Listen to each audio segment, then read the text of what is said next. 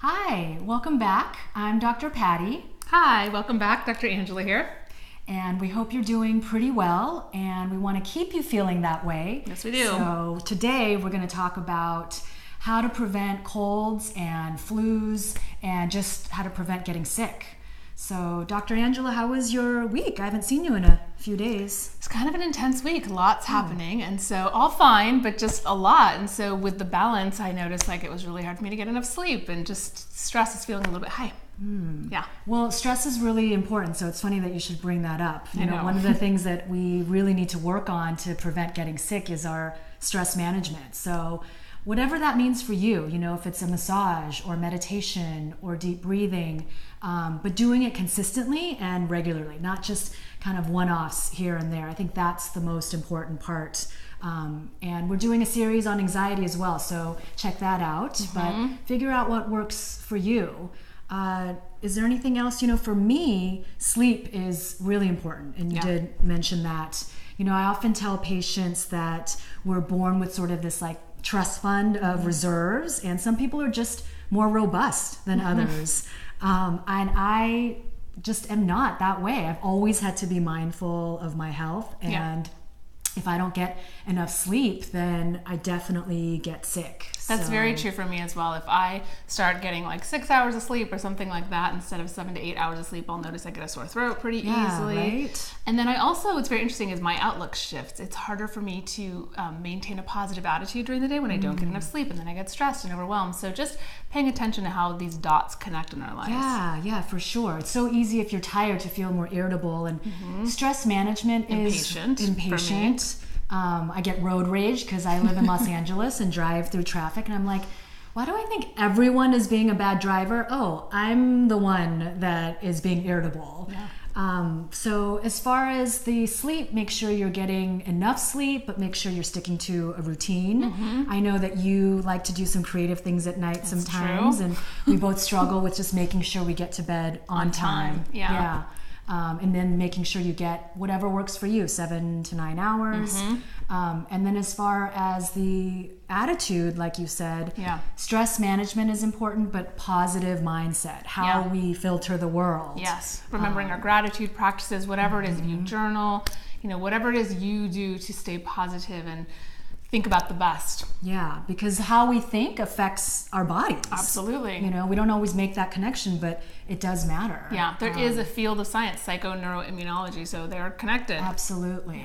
And then food is really important. It's huge. So keep that in mind. What are some tips that you would give us in terms of nutrition and how to use that for our immune system? Yeah, first and foremost, just making sure that sugar stays low. It's very interesting because if we don't sleep enough, we're more stressed, we tend to want more comfort food, which tends to be higher in sugar, or even, a lot of people don't think of this as sugar, but some of the refined starches, so chips or things that are easy, like a bagel on the go. So just a lot of processed starch tends to creep in when people are tired and not sleeping enough and overwhelmed, and that can really tank our immune system. That's true. And I admittedly am a sugar addict, so that's something I have to be really mindful of.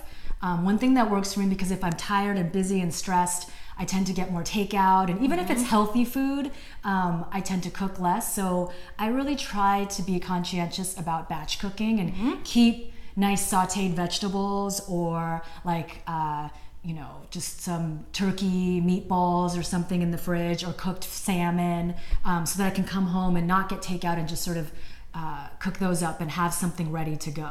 That's an amazing tip. I myself cook almost nothing, and so I have figured out how to get strategic about making sure I have the right foods. And so I definitely know where my nearest Whole Foods is, and just other places where I know I can order healthy soups, or easily get an avocado and some salad, or just different ways of getting some protein and fat regularly throughout the day, which really helps curb sugar cravings for me. And so quick ways where I can access things that are also very healthy. Definitely. No, that's good, because I actually told a patient recently, he just was like, I don't know what to eat, I don't know what to do. And so I actually helped him make a list of when you can't think because you're so hungry or stressed. Oh yeah, I have this go-to list. I always go to the salad bar at Whole Foods, or I go to this healthy place for takeout. So if you're not someone who likes to cook, then keep that list handy so you don't forget.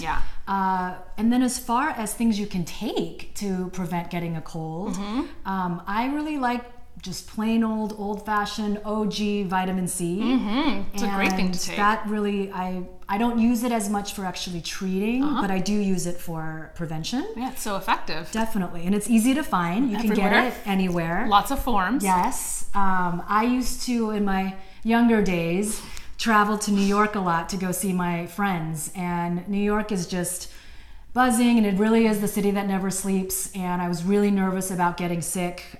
So I would regularly take 3 to 6 grams of vitamin C and tailor that to what your needs are, because that might be too much for you. You might cause a little loose stool, but it was fine for me. So I would keep that dose, and it really helped me keep any kind of colds or flus at bay. Yeah, that's a great tip. I'm not a pill swallower. I like things in powdered. You can easily find powdered vitamin C. You can just add to your water, so that's a super good one.